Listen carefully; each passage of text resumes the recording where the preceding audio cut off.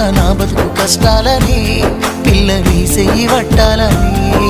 నల్లని సీకట్లో ఒకదాన్నే కూసున్న దిక్కులేని పచ్చినయ్యి బావా నువ్వెప్పుడొస్తావని ఏళ్ళైపోతుంది పిల్ల ఎన్నెలొచ్చింది మన బతుకులా ఏలైపోతుంది పిల్ల ఏలు వట్టంగా వస్తున్నాగా ఇన్నాళ్ళ ఎడబాటు ఎడవాసిపోతుందిలే ఈ సీనయ్య గుంటున్నదే సినదారా నీ కోసము